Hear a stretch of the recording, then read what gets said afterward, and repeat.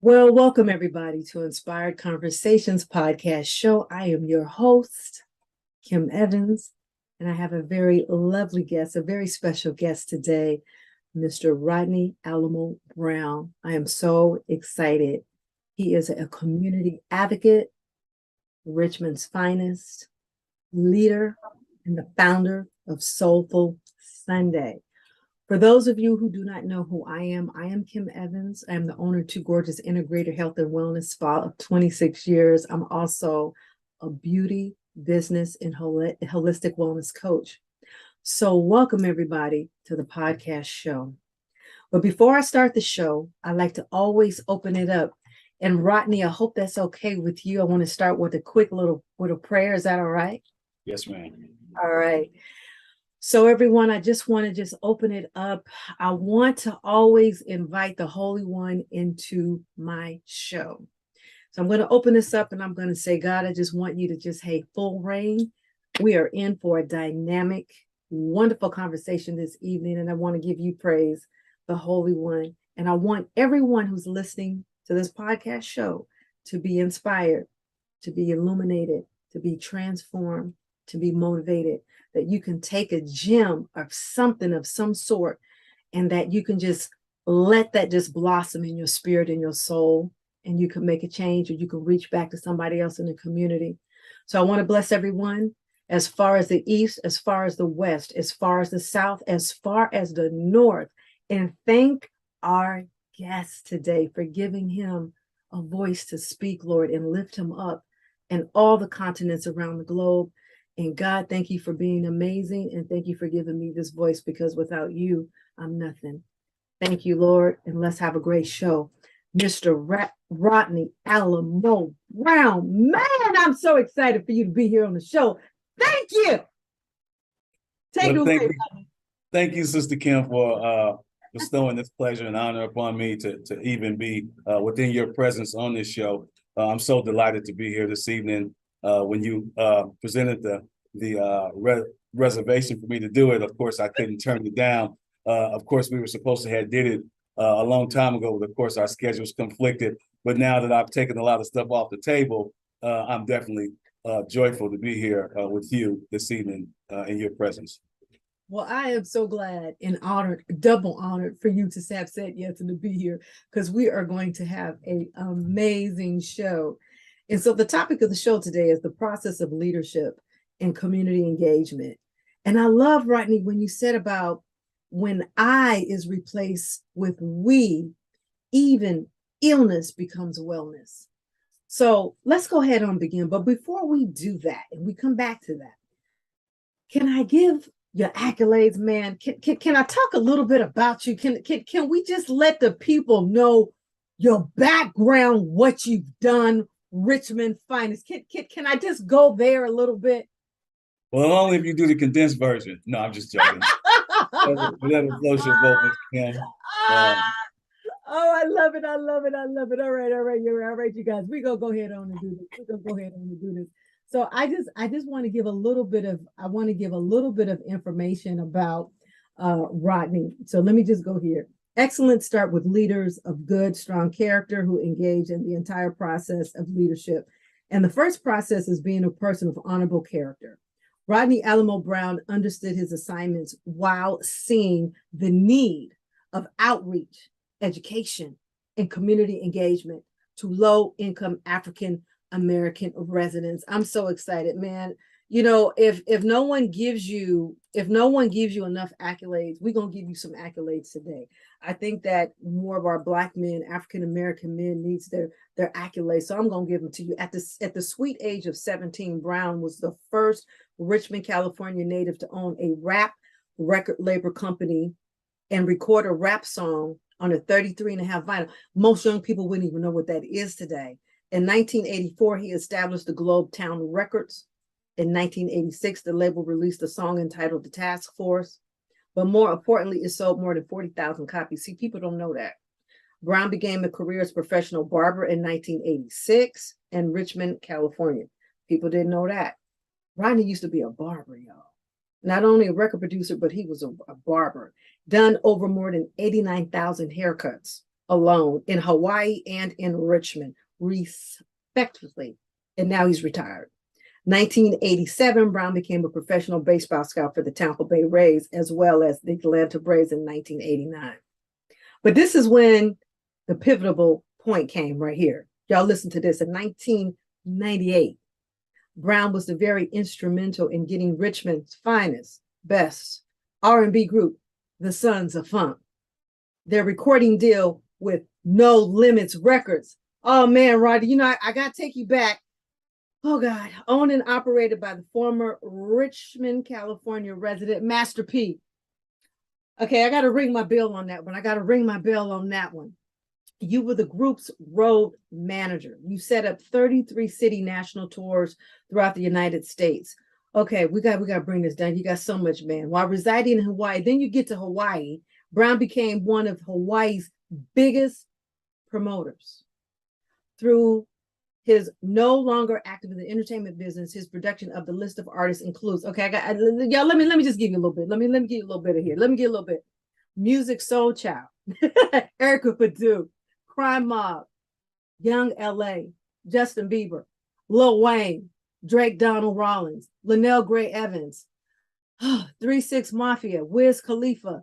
Man, you did all this. Korn, Andre, Nikita, Trina, New Edition, Nicole Buffett, Black Star, Travis, Kevin Hart, Mike Epps. You have done so much, people don't even know. That's why you are called the Richmond finest. In 2013, Brown moved back to Richmond, California. He has dedicated his life to the service of our neighbors and the need as a community volunteer and public servant. And that's what God has called us to do, everybody. We need to be servants. Oh my God, Brown has been a stellar advocate and passionate community activist and tireless service in the programs that promote family, self-sufficiency, and unity. But this is where I love right here when we get down into what you have been doing here. But before that, you're a proud father, a peer mentor, award-winning author. Your book, we're looking for the second book, man, when you're coming out with that. The results of his many years of volunteer service have achieved spectacular results in the past 7 years as a founder of the Soulful Sunday. All right, you have done so much. We got to park it right here, man. This right here. This is where you known on Facebook, everybody, for the Soulful Sunday. Rodney, take it away. What was your inspiration behind Soulful Sunday baseball? Tell us about that. Please tell us about that. I'm glad you asked that question, Ms. Kim. Being a baseball player, as you know, I played baseball at Kennedy High School for 4 years of my lifespan when I was in high school. And so my love for baseball was just so vivid and wild that I've always had this liking. As you read, I was a baseball scout for the Tampa Bay Devil Rays, which they call the Tampa Bay Rays now, and the Atlanta Braves baseball team, professional baseball team. So being in those circles and then playing softball for such a long period of time, I play softball now. I just came back into the fold just about last November, but I had taken an 8-year hiatus. But I played softball before that for 26 years. Wow. So I was sitting at home one day and I was on the couch channel surfing. And as I'm channel surfing, I'm watching the movie Soul Food, you know, the wonderful movie that we all love. This was years ago when it came out. They were replaying it on some channel. I don't remember the channel. And then God gave me this idea. He said, why don't you gather the people like they doing in Soul Food on Sunday, play softball and call it Soulful Softball Sunday. It had a cliche to it and had a ring to it. So that was the drive behind it. Just being an avid softball player for numerous years, I wanted to bring that back into the fold because Richmond was known as a mecca for softball. We had world championship players who played before me. And I wanted to keep that tradition somewhat going. And Richmond softball had died down for numerous decades. So that was actually the gateway to starting something instrumental like that to bring it back into the fold. And there we have it, a la Soulful Softball Sunday. When you had the first game, what was the feeling that overcame you when you got two teams together and it's like, oh my God, this is going to be a hit and people showed up? What was that feeling?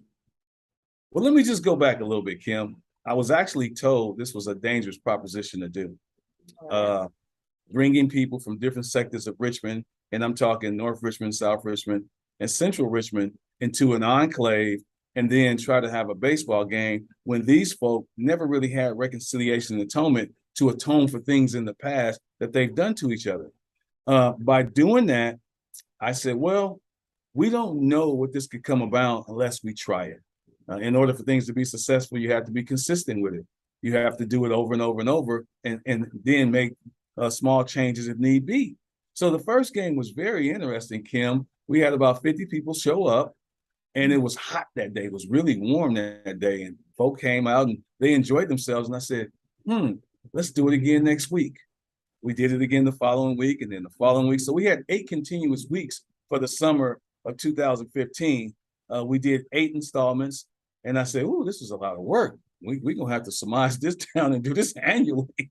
I didn't realize how much work it was in doing something of that magnitude, because I had never done it before. Of course, I had given concerts and promoted shows and things of that magnitude, but doing this took a little more into doing it, because you have different people who, again, that probably didn't like each other, who attended it. And so you have these folks begin to have these sidebar conversations of issues that they probably had 25 years ago. Some guy had wrecked it to this guy's car, and some guy had shot at this guy's car. We don't even know if the car is still around, which is probably not, 25, 30 years ago. That was a long time. But anyway, those guys were able to hash out their issues. And I said, we're cooking with something. We're doing something very instrumental here. And it was invoked in psychology as well, because you didn't need to go to a therapy session inside a psychologist's office. We would have therapy there. Just organically, it would take place. And you would see people who would come out who hadn't seen each other, because there was a thing in Richmond called the Confused War, where these warring factions kind of like stabilized the community, and folk wouldn't go over to this side. Here's another thing that a lot of people probably didn't know, except for me. When we were younger, as you were growing up in Richmond, we went everywhere. And one of the places that we frequented was Nickel Park. Nickel Park was our Disneyland. So I said, why not bring people to an infancy place when they were young, play music from the 70s only when they didn't have bills, and just let them be this 8-year-old child again, and then reminisce upon what they used to do at that park while reconciling with other people. Ding, ding, ding, ding. And that's what we did by default. And folk, again, don't know exactly what it is that they're involved in until they come to the park. I love it. I love it. So when did you figure out, this is it? We're going to continue this thing, repetition, consistency, leadership. You had the model. It was like, hey, this works. People are showing up. So if people showing up, you definitely have a product. If you don't have people, then you don't have sales. That is not a product. So when did you find out that, what, it's consistent, because you continue to do that? This is amazing. It's like, we're going to keep this going. Well, Kim, great question. With anything, something new people like. Yes. People like new cars. They like new clothes. They like new adventures. They like new experiences. Yes. And one thing is I learned to give experiences and not events. Oh, yeah. See, anything that's eventful has a stop sign to it. Anything that's an experience continues. So if I can provide you with another ultimate experience, you'll come back. You just got back from Turks and Caicos. You had an awesome experience. I can bet you any money in the world you going back. Absolutely. Of course. So the whole ideology was to bring people back into the fold.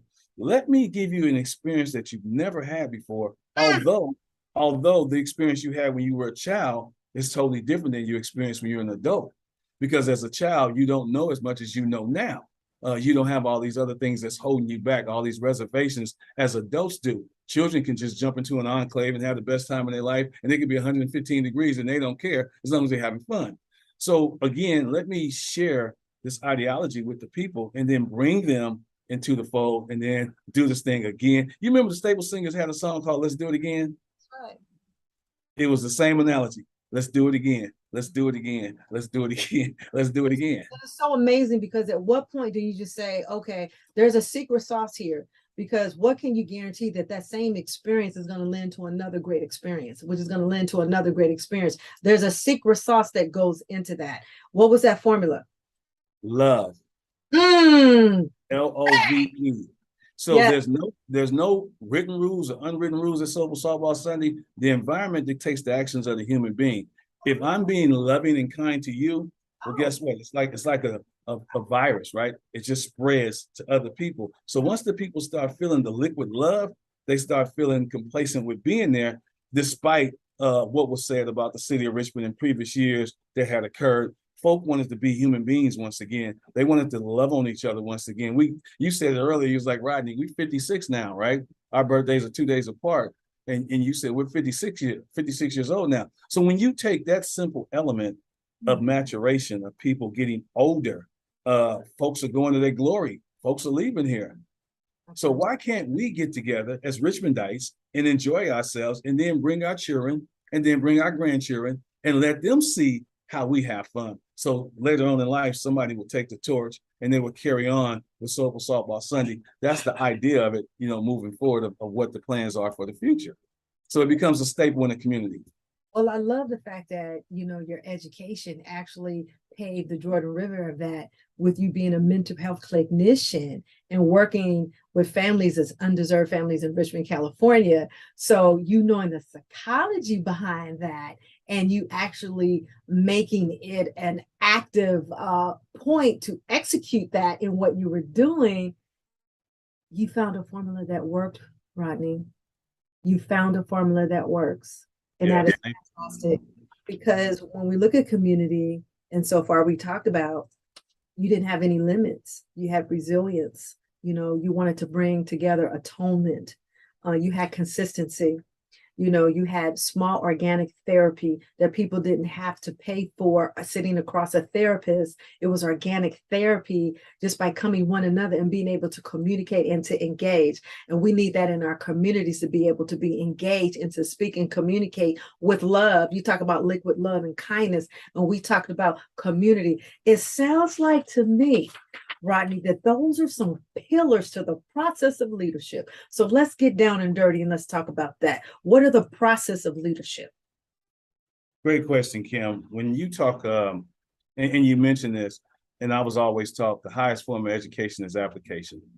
And just because a lot of people don't show. Showing them exactly what I knew and then doing it from an organic perspective, those became pillars. Those are things that we said, love is one of them, respect is another, mankind is another pillar. So once we begin to develop these pillars, we begin to see how this thing could be. There's always a floor level, there's always a baseline, there's always a foundation of sorts that you have to have in order to have success in doing things like this. And I get it all the time, like, you must be like some modern magician or something, right? How the heck do you do this? And I tell them, it's not me, it's God. I'm just a conduit of what God has instilled inside of me, and he lets it all happen through his glory. And so I always give God the glory. I'm always the person who says, it's not me. What you see is the God in me, but it's not me who's actually steering this boat. I'm not commandeering this ship at all. I'm just in a seat. And so it's maneuvering the way God wants it to go. So, like anything, God will bless it. He'll do whatever he do. He'll send forth the help. He'll do everything that he'll want you to have if you're sincere in your work. I love that. I love that. And it's amazing because leadership takes time. It's something that's just not birthed over time. It's something that it's engaged with experience. It's with knowledge. It's going through ups and downs, which you've had. You have different different changes in the world, which has contributed to a lot of your experience and your wisdom that you're having right now, but more importantly, your passion. So let's talk about that. See, great leaders have deep passion. And where do you inspire? Where does your passion come from? We know it comes from God. Where else do you kind of like lean into your passion and being a great leader? Because Rodney, you're a great leader. You're Richmond Finest. Well, thank you, Kim. I appreciate the accolades. There was a man by the name of Bert Owens. We talked earlier about me being a barber, which most people know me in Richmond as being a barber. I had a prolific career for 27 years. There was a man that poured into me by the name of Bert Owens. And my father had died when I was 18 years old. And so Mr. Owens offered me a job to cut hair at his barbershop. I didn't even have barber license, but he told me to go to barber college and make sure that you get your barber license and you can come back and then you'll be a full-fledged barber. So I worked there part-time while I was going to school. And every day, Kim, when I would get out of school, I would go to the barbershop and cut hair. And he would sit me down and he gave me tillage. He nurtured me. He gave me fatherly advice that I didn't have. And he said this to me one day, Kim. He said, you owe so much to so many who was never given anything to you. Oh, And I didn't even know what that meant. It went zoop, zoop, yeah, whatever, man. wow. And as I began to get older, that stuck with me. It's like it's just nestled right here. It never went anywhere. So we go to me being a community advocate. Those were actually the planted seeds of me becoming a community advocate on behalf of Berth Owens at Owens Barbershop. Mm, I love it. So let's get into that. I'm glad you mentioned that. And I'm sure that people that are listening on our podcast show visually and also listening, let's talk about community advocate. Define that. What exactly what is the role of a community advocate? When you talk about the word community advocate or the moniker community advocate, and what does that mean? That means advocating on all fronts, whether it be social experiences, whether it be anything dealing with food insecurity, food deserts, whether it be folk who need mentorship, anything along those lines that someone may need help with, I'm there to provide that service. My whole ideology is to get people to understand that each one teach one to reach one.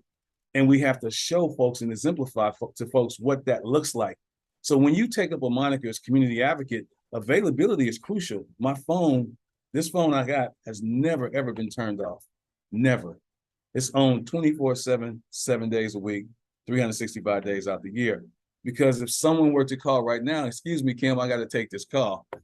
But I mean, I'm just jokingly saying that. But in retrospect, we don't know if it's life or death on the other end of that phone. There's always a situation that's occurring. There's always things because life happens. And so we have to be there as community advocates to serve our beloved community of Richmond, California. I love it. What organization do you represent right now? Do you represent multiple organizations as a community advocate? Well, my professional day job that I do, I work for YSB, Youth Service Bureau, Country Cross Youth Service Bureau in Richmond, and we serve undeserving families within the sector of our city.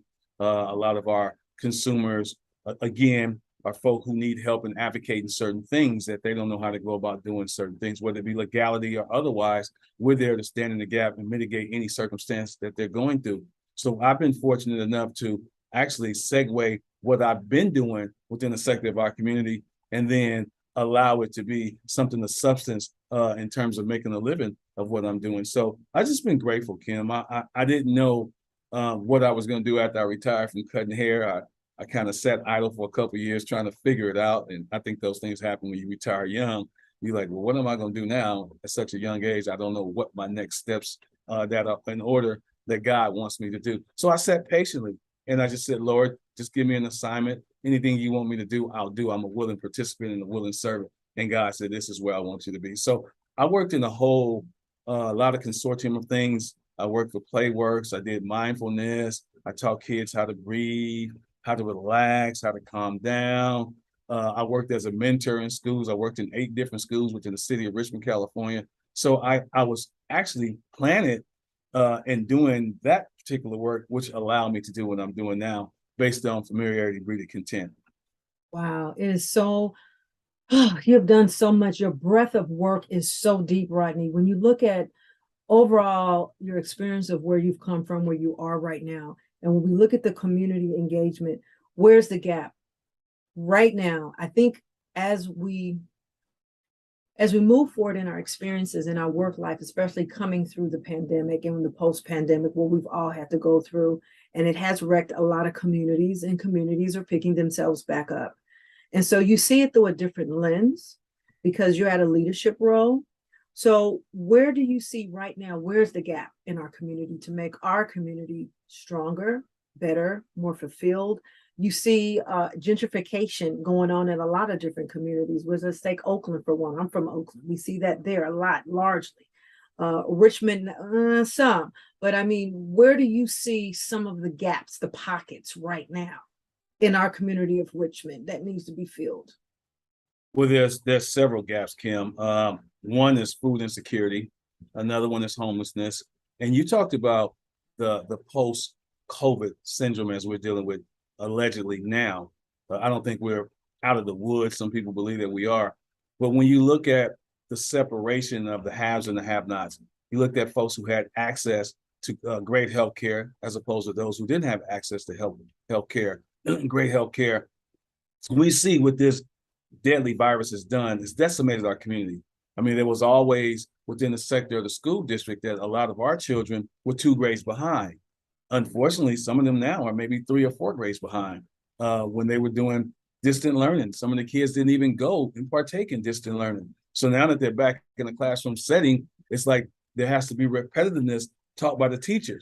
There has to be standards taught by the teacher. So the teacher's regulating pretty much all day during the course of a school day as opposed to teaching. So those sorts of things kind of set our children back behind the 8 ball, not just our children, but of course our communities as well. When you look at Richmond, the community at large, it's suffering. It's been suffering for a lengthy period of time. I talked about the confused war from 2004 to 2014 that had taken, unfortunately, 435 lives in that 10-year span. That's a lot of lives that was taken away from us, and potential. You look at the great potential that these human beings probably had, and that's a lost situation. So when you look at a catastrophe such as COVID, and you look at folk who are still looking for their mouthpiece on the canvas, so to speak, and I say that when I think about boxing terms, people are in disarray. They don't know which way to go, and they don't have really resources to get to where they need to get back to. So that's been a serious epidemic within the sector of Richmond, California, as I speak. And of course, when you look at the school districts, I mean, when you really talk about the school district and where they're going, what road they're climbing, trying to get back into the glory days, it's a hard knock life at this moment. Wow, that is so amazing. It is just really, really amazing.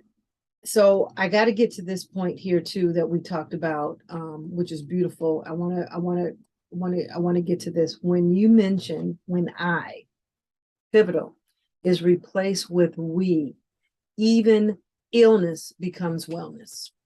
Let's talk about that just for a moment. So the whole ideology behind that is, in order for someone to become healthy, they have to be healed.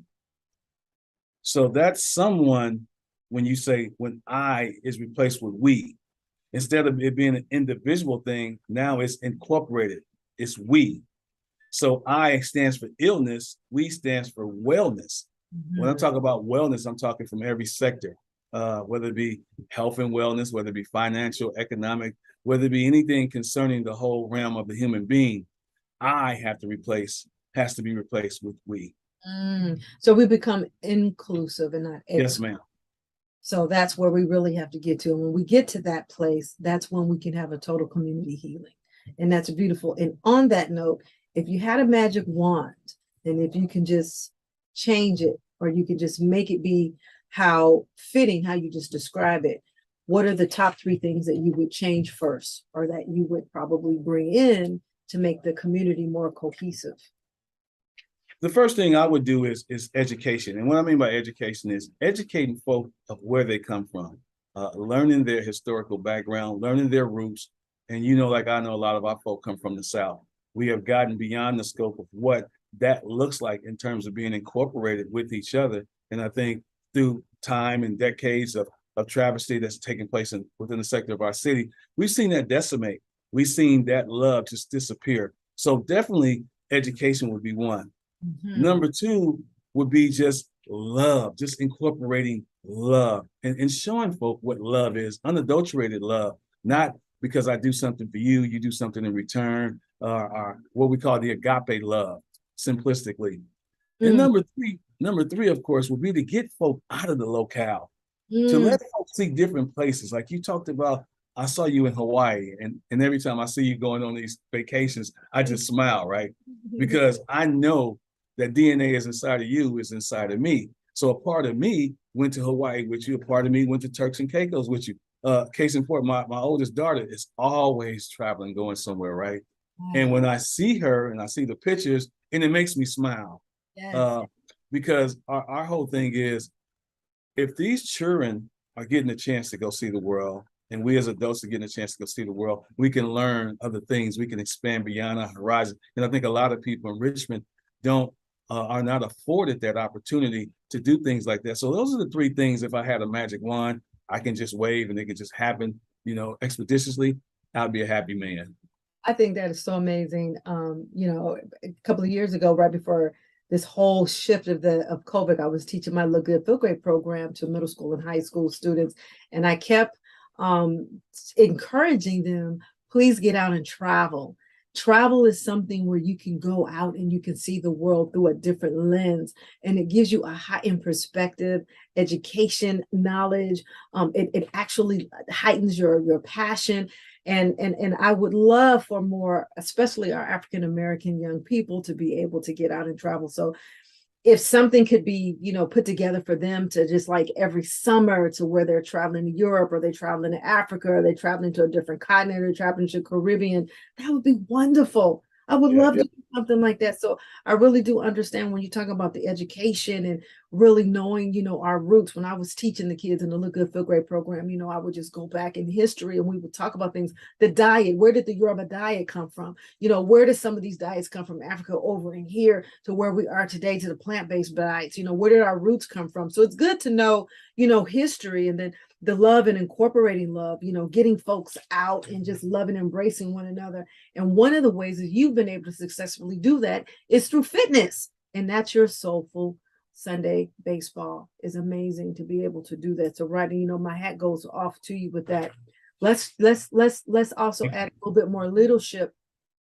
So where do you see the gap when it comes to Black men in terms of community, in terms of that fellowship, the mentoringship, one-on-one? Where do you feel that you can fill that gap in being a mentor to other young Black African American males right now? Because that is a huge gap that needs to be filled. Great question, Kim. And I'm glad you asked that question. Number one, we've been able to expand Soulful Softball Sunday to other cities: San Francisco, Oakland, Berkeley, East Palo Alto, Vallejo, Fairfield. And we talk historically about folk from Richmond not really getting along with folk from Oakland. What we wanted to do, we wanted to dispel those theses, so to speak, right? And when you talk about younger people who are playing softball, that gives the elder statesman an opportunity to, by default, mentor the younger brothers that's on their respective teams. So there's a lot of things that actually happen that didn't happen because we planned it to happen like that. It just so happened to happen. And being at the fact that the majority of a lot of our young men don't come from households with fathers in them, that becomes a pandemic within its own right. We've been able to really hone these brothers and show these brothers different avenues as they are young men with children, fathers per se, and some of them are dealing with a lot of elements that other folk my age has dealt with. So what better teacher to teach somebody something as someone who has the experience and the knowledge of what that younger person is going through? A lot of times, people my age and your age, we wasn't afforded to have a mentor such as Mr. Owens at our disposal. Most folk didn't have that. So being able to just give that general information to young men to close that gap or remedy that gap is a wonderful thing to have. So with Soulful Softball Sunday, we've been able to do that again by default. So it's just been an amazing, the whole thing is very interesting, Kim. When I look back at a lot of the components that we have, they're very, very interesting components, and it just happened out of thin blue sky. Like I don't have a long laundry list where we're going to do this. No, it doesn't happen like that. It just happens organically. So I share a unique story with you, and this really happened. We had taken 56 Richmondites up to Lake Tahoe one time, and it was folk on that bus whose relatives may have lost their lives in the hands of other people who were on that bus. So what I said was, okay, adults on this side, children on this side. And adults can learn a lot from children if you're paying attention. Well, the children who didn't even know each other began having conversations. So if I'm riding on the bus with you for 4 hours, you and I are going to have some conversations. I don't know what we're going to talk about, but it's going to happen. So the adults, they took a little nap because we left at 5:25 a.m. and the adults kind of took a little nap, and we got to our destination. Before we got to our destination, we stopped off at the Safeway up there in Placerville to get some zoom zooms and wham whams. Well, folk getting their coffee, so now they beginning to wake up. Then the conversations ensued. Little did we know that the majority of the people on that bus were related to each other. Because Richmond is such a small place. The Queen calls it a little country bumpkin town, right? It's such a small place. Everybody knows everybody to some degree, but you don't know if that's your relative or not. So when you look at this whole picture, Kim, you see a lot of younger folk had killed relatives that they didn't even know existed. Wow. And that's one of the things where I wanted to bring that out. So when I got folks onto the summit, when you get to the mountain, now I can have some mindfulness with you and let you breathe. And then once you up there in that environment, you become so condensed. You become so just letting things go. So the whole thing is evoked in health and wellness. And those are some of the components that actually is fixated with Sober Softball Sunday, and just allowing that mentoring piece just happen by nature. I love the fact that you brought in mindfulness. Touch on that a little bit more for those people who might not be practicing that or know really what that is. What is mindfulness to you?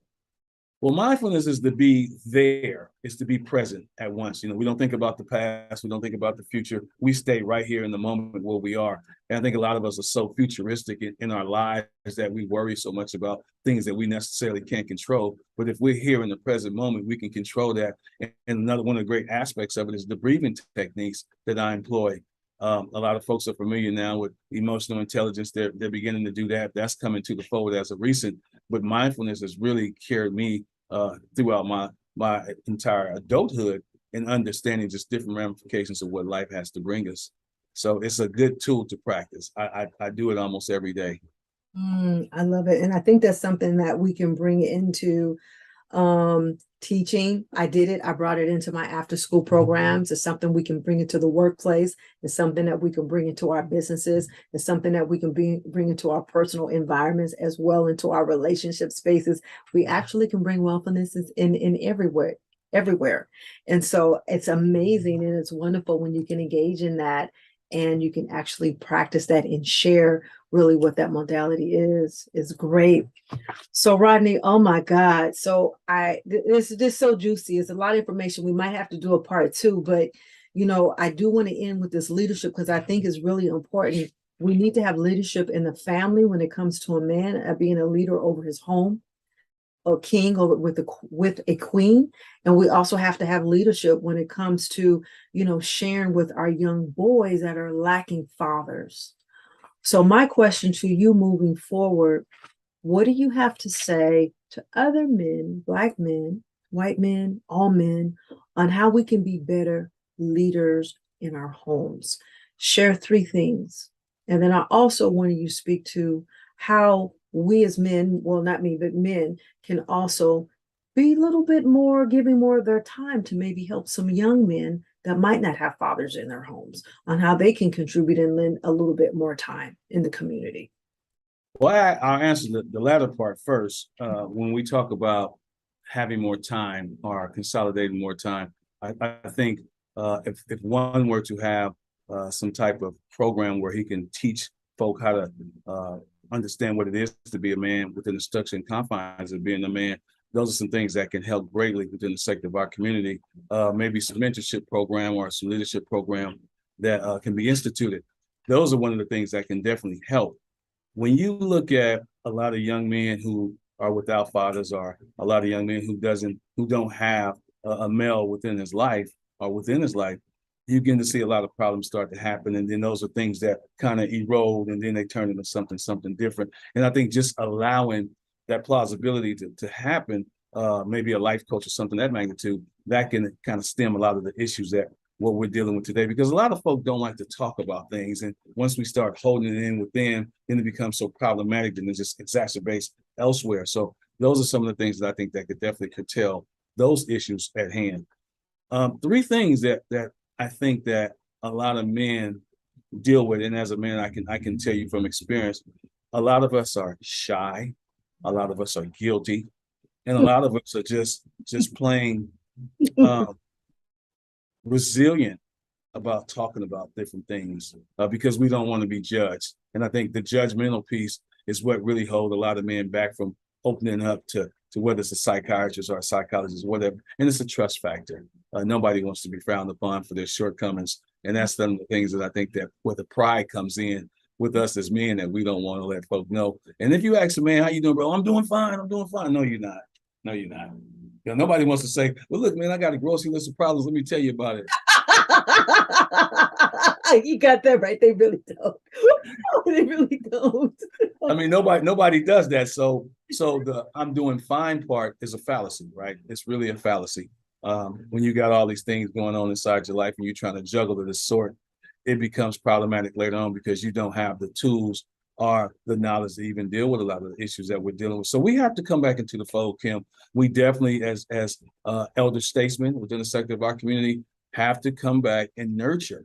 That's what it's all about. I talked earlier about healing, like this healing mechanism, and somebody has to get healthy. You remember when we were children and we would stay home from school, and after the third day, your mom was like, wait a minute, hold on a second. I'm gonna stay home and make you some chicken noodle soup with a soda on the side because you got to get back to school. Because you wasn't gonna do it yourself. You know, you was gonna play that thing out for 5-6 days as long as you could. So once mama put that chicken noodle soup in you, you was on your way back to school. So that's what I'm saying. Somebody within the sector of the community has to become healthy in order to have a healing elixir for the other folk that's there. And then the saga continues, and then you heal someone else and heal someone else and heal someone else.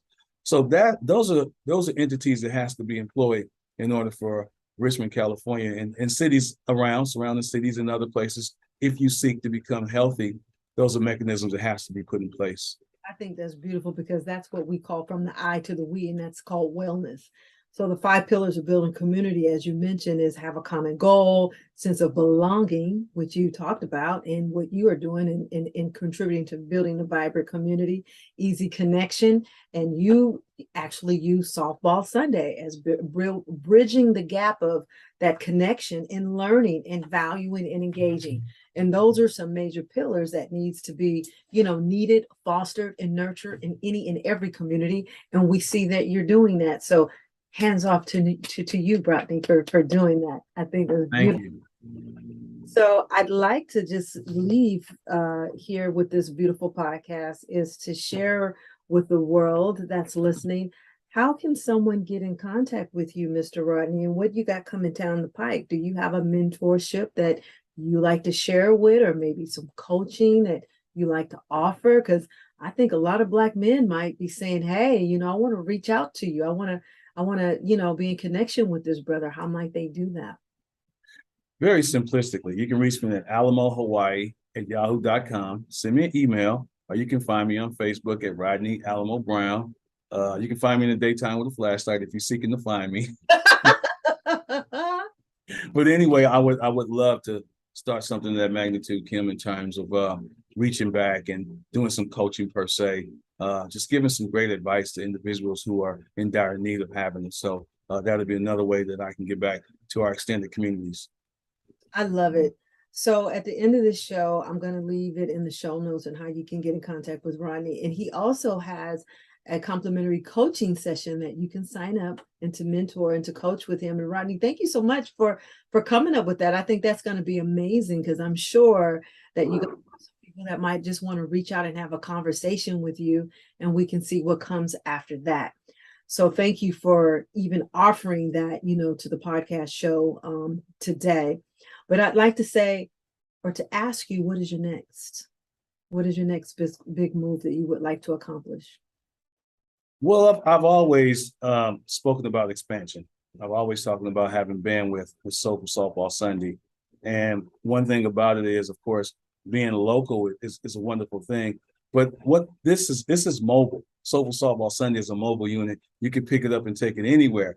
Mm-hmm. So the thought process was to take it to the Caribbean, take it to the beautiful Curacao. Yeah. So if we can do it here in Richmond, which is a hard place to do it, it's a proving ground. It's been happening for 7 years. Then we can take this abroad and do it anywhere in the world per se. So if we take it to Curacao, we can definitely take it to every other Caribbean island that plays baseball or softball within that region. I love it. And you've been doing this for 7 years. 7 years. Yes. That is absolutely incredible. Talking about consistency. Incredible. I like to always end with some fun questions. So, Rodney, what is your favorite color? Great question, Kim. I have a couple favorite colors, and some people are probably gonna laugh at this, but salmon is my favorite color. Oh, he gonna say you didn't say pink or mauve. You said salmon. I love. Salmon. What does that represent? I want. Well, when you know when you go back, well, let me go back, Kim. If you ever get a chance to go to Curacao, you see the colors of the buildings are very vibrant. And in most Curacao, I mean, most Caribbean countries, they're very vibrant. Something about when I put salmon on, it brings upon a sense of peace Oh, with me and tranquility. And I also like aqua, blue, wow. because of the water, the clarity of the water, the cleanliness of the water, right? So those are two of my favorite colors that I love to wear. Is that because you was in Hawaii? No, no, no. It's just I've always liked those colors. I love it. Did you ever think that you would leave Hawaii? I mean, that you did you ever think that, that's where you would stay all the time? That when you went out there, that really was going to be your home, and you know. That thought process did cross through my mind numerous times, but it was time to come back to California. I'll be candid and honest with you. I was a recovering alcoholic, so when I went to Hawaii, that was part of my therapy of getting healed. And Okay. so spending exactly 3,065 days in Hawaii, 10 years, 3,650 days in Hawaii, exactly. That was one of the things that I wanted to do and I needed to do so that I can come back here to Richmond, California and help people in many ways. Man, that is just amazing. Recovering alcoholic and you resilient and you bounce back and look at you. See, that pillars of a leader, man. Pillars of leadership. Look at you. That is amazing. Just amazing. Thank you. I mean, all glory goes to God. Without God, I wouldn't have been able to do what I've done. And when you look back at when I look at back at my life, I think about it all the time. Only God, right? They use that phrase, but the phrase is not a cliche. It's real. Only God. So without God, we can't do any of this. And I wouldn't be no me without He. Love it. I love it. And it is amazing. Sometimes you never despite where you come from. I always tell people, despite not small beginnings and where you come from, because you never know when you may have to go back and cross that bridge. So we're back. We're so glad, Rodney, that you're back in Richmond. My grandmother is still in Richmond. I think she's one of the oldest representatives. I can't get off the show without giving her glory. Flora Evans, 104 years old, residents in Richmond, California. Yes, And my ma'am. birthday was just in August, and the town and city have given her so much love. Richmond finest Rodney. Oh my God. I'm so excited again for you saying yes to be my guest. We're going to be looking at you to see what's coming up next. Your book is coming out, your mentorship. Any last words or suggestions or points that you would like to share before we close out the show? Yes, indeed. I'm glad you spoke of Miss Flora Evans, one of the pillars of and matriarchs of our beautiful city of Richmond, California. We honored our lovely Empress a few years ago, and she Did got it, Mark, you did. and Thank we you. did. You We did. did. I mean, we had to, right? It's very interesting, Kim, because this past Soulful Softball Sunday, we honored our youngest recipient, who was 10 years old, 11 years old. This young lady takes her own savings from her allowance and feed our homeless population. What better person who's in position to do something like that than a young lady such as her? The youngest ever in there, Miss Flora Evans, was the oldest person. So when you look at the bookends, right, of what that looks like when we're building community and we're building it outward, we bring all these folks, and we've honored 67 people since the inception of Soulful Softball Sunday. Miss Minnie Lou Nichols was a recipient, who was the first Black woman to own a business in Richmond, California. We honored her family. Her family members came out and they received the award. And there's a lot of folk that we go back into the archives and think about, people who came, like our grandparents came from the dirty South, the royal South. I think your folks from Arkansas, if I'm not mistaken. But I can go on and talk about how our infancy stages began. And we want folk, again, to know the historical ramifications of what our beautiful city has to hold. And that was one of the purpose of Soulful Softball Sunday, is to let folk know we just more than what the caption says on KTVU. Yeah, we're more than that. So yeah, it's a beautiful thing, Miss Kim. It's definitely a beautiful thing. And thanks to you and people like you who are giving us the floor and the platform to speak about it, I really appreciate you. Oh no, we appreciate you. And we thank God for that voice. What has been one of your favorite accomplishments when you look back your whole life so far up to this point? What has been your most profound accomplishments? I gotta say this. We gotta end on this note. We started high, we're gonna end up higher. Come on now. Having children. And I'll tell you why. My oldest daughter is the president of the Berkeley Unified School District Yeah. at the age of 30 years old. She's the youngest school board president in the history of America. Oh my God. What? Repeat that. She's the youngest school board president in the history of America. Amazing. So she's what I call the modern day Fannie Lou Hamer. She's my Shirley Chisholm. And when you look at milestones like that, no matter what she does for the rest of her life, she's etched in the books as a trailblazer. And so that makes me real proud as a father.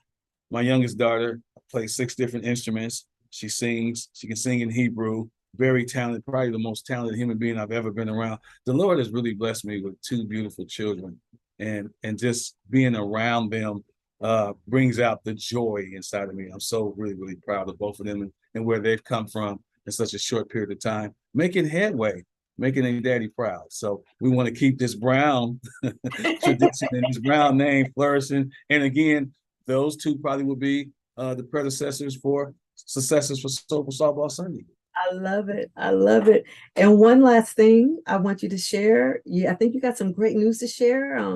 You said that you are a sports writer or something. Something that you starting with UC Berkeley or something like that today that you're going to be doing. You were mentioning. Yeah.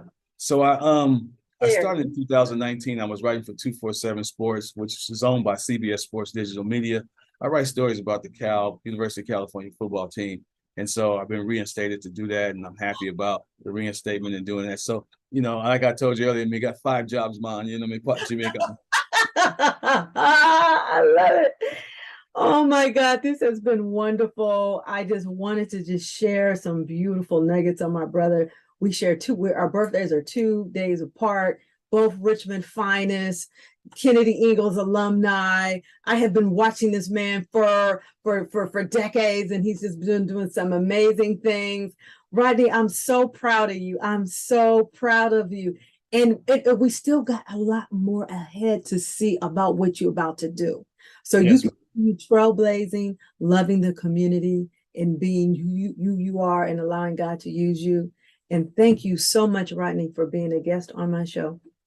Well, thank you so much, sister. And keep up the beautiful work yourself. I love everything that you're doing. Is again, like I say, when I see you traveling the world and doing your thing, it just makes me feel proud to say, hey, that's a Richmondite. That's a fellow Kennedy Eagle out there doing her thing. So may God continue to keep you in this perfect peace and allow you to continue upon the lines of what you've been doing, sister. Well, I definitely receive that. And you all, thank you very much for watching the podcast show. This is Kim Evans, the host of Inspired Conversations. And if you want more information with me, you can just give me a call. There's 3 ways how you can get in contact with me. 1, we can have a complimentary discovery call, which I offer that to all of my guests or anyone here on the podcast show. If you're looking for some business coaching, I do offer one-on-one coaching, and also my new 12-month program, which is called The Unstoppable. Thank you very much for watching, you guys, and God bless you all to the podcast show, Inspired Conversation. And thank you again, my guest, Rodney. God bless you. Thank you, sister. All right.